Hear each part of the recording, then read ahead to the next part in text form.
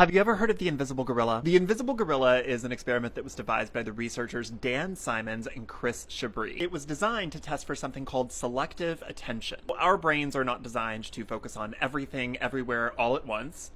Congratulations, Michelle Yeoh. In some instances, selective attention can save your life. If you work in a chaotic environment like a construction site, selective attention is the thing that allows you to stay focused on the task at hand in front of you and react very quickly if something is going wrong instead of getting distracted by all of the other things that everybody else is doing. In the video, which I won't show here because it's copyrighted and I did not ask permission, you're watching a group of people pass basketballs back and forth to one another. There's a group of people in white shirts and a group of people in black shirts. You are asked to count the number of times that the people in white shirts pass the ball. About 30 seconds later, you're asked to provide the answer. But then you're asked, did you see the gorilla? Because see, what happened during the video is as you were counting the number of times the people in white were passing the ball, a guy in a giant gorilla costume walks on screen, does a little dance, and walks off screen, and you might think, oh gosh, well, who could miss that?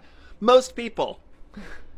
Most people miss it. I was thinking about the invisible gorilla experiment because I was listening to a talk given by my friend Carrie Poppy on trauma and how a lot of what we remember is basically an act of our imaginations. Memory is not some kind of like photographic storage computer that exists in our head somewhere and we can go back and pull up events as they actually happen. What we know of memory and how it works tends to actually be an act of our own imaginations. We are kind of reconstructing events as we think they happened. This principle is really important when discussing things like witness statements. If a crime happens right in front of you, you may remember a lot of the details that happened if you're asked about them immediately after the event. However, due to the fact that it's a pretty stressful thing to either witness or be involved in a crime, that stress combined with time and a number of other factors can color the way that we remember the events that happened. And the farther away we get from an event, the less reliable our memory is. Our brains try to fill in the blanks of our memory as we recount a story to somebody. And because memory is not exact, that's how things like the color of somebody's shirt could change. Time of day can change. A person's name could change. Even the location of the event that you're recounting could change. What's even more fun about the way that memory works is that the more times you tell the story with the wrong details, the more convinced you'll become that those were the correct details the entire time. Do you remember that scene in Legally Blonde where Holland Taylor is talking about evidentiary support and she asks the student,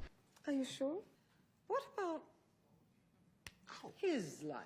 That's the importance of selective attention. And also the reason that you need to double check that your gut instincts are guiding you in the right direction. If you're reading a story or you're watching a video or somebody is telling you that something happened and they swear because they saw it, remember that it's at least 50% likely they don't actually remember what they saw. And that's why fact checking is important. Hope this helps.